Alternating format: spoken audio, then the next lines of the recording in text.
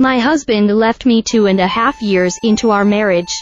And 4 months into my pregnancy, from that devastating point forward, I was forced to reconfigure the vision I'd held for my life during the custody litigation. I was dragged through some of the deepest, darkest parts of hell in my fight to keep my daughter safe from her father for her privacy.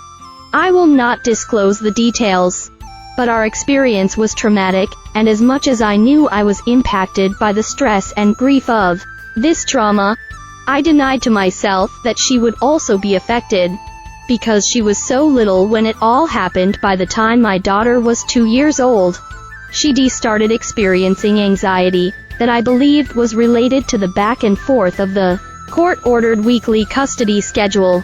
Almost every time she had to leave me, she'd kick and scream, cry and beg not to go when she came home. She'd often be weepy, overtired, and always angry that wasn't sustainable. And after 5 years it was decided that she'd only see her father every other weekend, to help her feel more stabilized by the time kindergarten came around.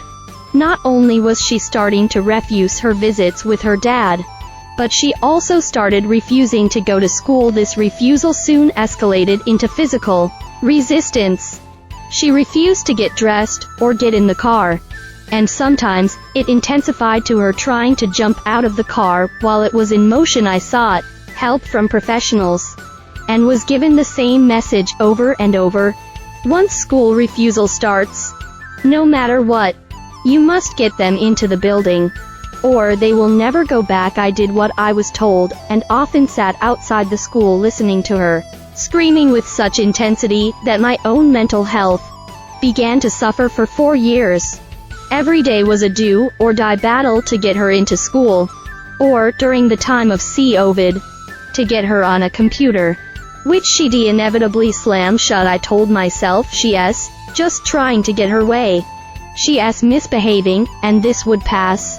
Just like the professionals told me it would. The older she grew, the angrier she became, and the outbursts became more common. Any tiny transition, like switching from playtime to bedtime, getting in the car to go anywhere, or visiting with friends, could lead to a massive outburst. There was no way to predict what event would trigger the cycle.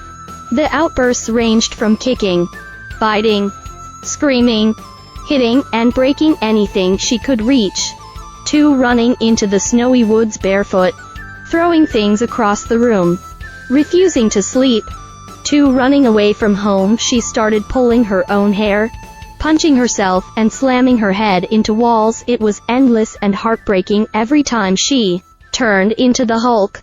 My immediate response was to get ready for war. Often, I'd have to call in backup troops, my new husband, or my mother, who would drive over to help me.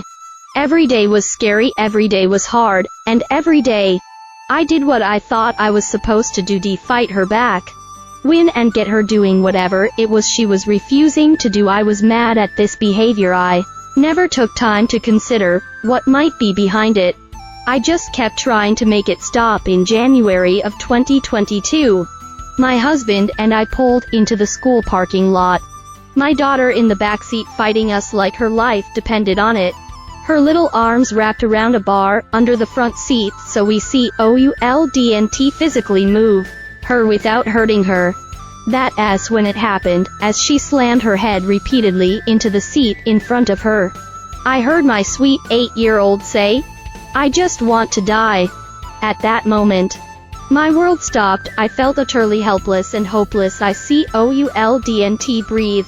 Did my daughter just tell me that she would rather die than go into school?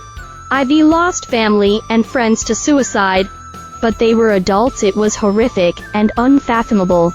But even more so to imagine an 8-year-old feeling the same way. I knew I needed to do something drastic to help her.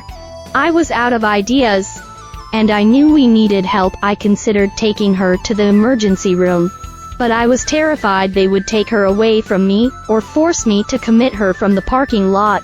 My husband called the and explained what was happening. They suggested we call a new emergency mobile crisis center in our area. The woman on the other end of that call was an angel. She spoke gently to my daughter while she dispatched to crisis clinicians from the mobile crisis team. These two incredible humans stood in the freezing cold outside our car for more than 2 hours, talking to my child with love and care. Slowly, she started answering their questions as I sat in the back, holding her and observing their interaction. It suddenly clicked. All this time, she wasn't just behaving badly. She was screaming at us through her behavior to listen. The clinicians suggested that her behavior could be caused by serious anxiety, and they used that initial diagnosis to determine what approach to take. It worked. After sitting in the car for hours in front of the school, my daughter was finally completely regulated. The most significant thing they did was meet her in the place she was.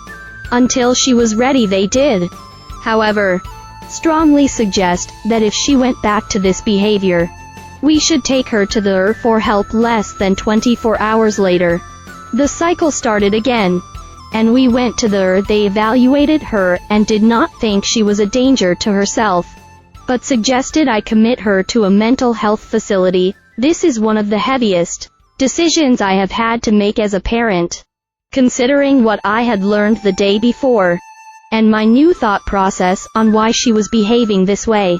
I was convinced that the root of her anxiety was separation and transitions, and decided that committing her wasn't in her best interest. Afterward, I explained to her that she had a boo-boo inside her body. I told her it's no different from a broken arm.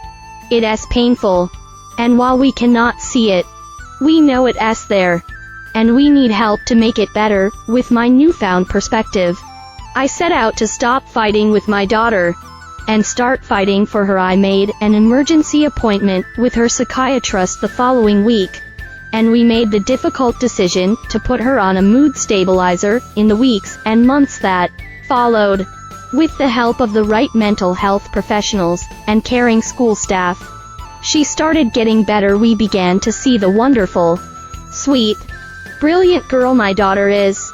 Rather than what her anxiety changed her into. What I learned is that when she's in crisis, when any child is, you cannot rationalize with them in the moment. You cannot threaten them with punishment any more than you can bribe them with Disney. My daughter simply cannot hear us when she's experiencing anxiety. What she needs is compassion and calming reassurance. I found that meeting my daughter in this place resolves any outburst much faster than meeting her with frustration. Once she is regulated, we can talk about her behavior and manage her anxiety together. I am happy to share that she now manages transitions in a much more positive way. I urge all parents to evaluate their children's behavior through this prism. You know your child best, and if you are questioning what could possibly be causing their behavior, trust your intuition and seek advice for answers. And please know, if you are experiencing anything like what our family experienced, you are not alone.